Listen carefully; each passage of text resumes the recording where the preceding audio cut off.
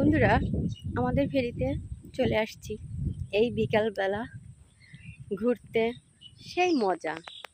এই দেখো কত সুন্দর জায়গা। এটা হচ্ছে আমাদের ভেরি 5 বিঘা, ঠিক আছে। এই ভেরিতে ধান হয়েছে, এখন মাছ ছাড়ছি। কদিন পরে এই যে এইসব বাঁশ আছে, কদিন পরে তরমুজ উঠবে, সবাই চলে আসবে, ঠিক আছে। কত সুন্দর জায়গা দেখেছো? যে কোনো লোক এখানে আসলে তার মন জুড়িয়ে যাবে। এই চারিপাশের দৃশ্যগুলো দেখে মন এমনিই শীতল হাওয়ায় ঠান্ডা হয়ে যাবে, বুঝলে? কি সুন্দর জায়গা বলো। তোমাদের কেমন লাগে বলো তো? আমার তো খুব ভালো লাগে। আমার ইচ্ছা করে না যে আমি শহরে গিয়ে থাকি। আমার সবসময় মনে হয় যে আমি গ্রামের মেয়ে, আমি গ্রামেই থাকবো, ঠিক আছে। আমি গ্রামেই বেশি থাকি।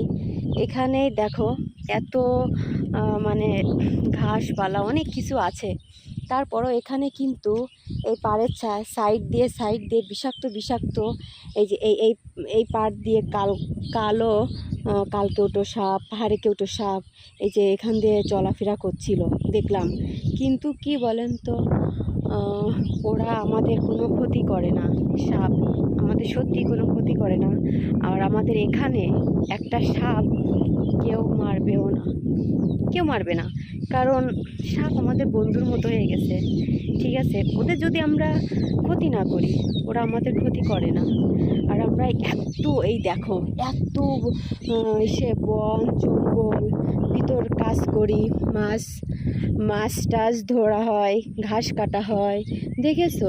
তারপরও আমাদের ভয় লাগে না, কারণ আমরা তো তাদের কোনো ক্ষতি করি না, তার জন্য তারাও আমাদের কোনো ক্ষতি করে না। সবাই চলে এসো না, দেখো এত সুন্দর পরিবেশ। তোমরা যদি সবাই আসো বন্ধুরা, তাহলে আমারও খুব ভালো লাগবে। এটা আমাদের গ্রাম। এই গ্রামে আমি জন্মগ্রহণ করে মানে খুব শান্তি পেয়েছি যে আমার এই গ্রামেই এই মাটিতে জন্ম হয়েছে। আমাদের সবারই খুব ভালো লাগে যে আমাদের গ্রামটা এত সুন্দর পরিবেশ, আর গ্রামটা খুব ভালো। এই গ্রামটা খুলনার পাশে, মানে খুলনা শহরের পাশে এই গ্রামটা। এই গ্রামে যেই আসুক না কেন তার যেতে ইচ্ছাই করবে না। এত সুন্দর জায়গা, সবাই চলে আসো ঘুরতে, সবাইকে, ঠিক আছে। বাই।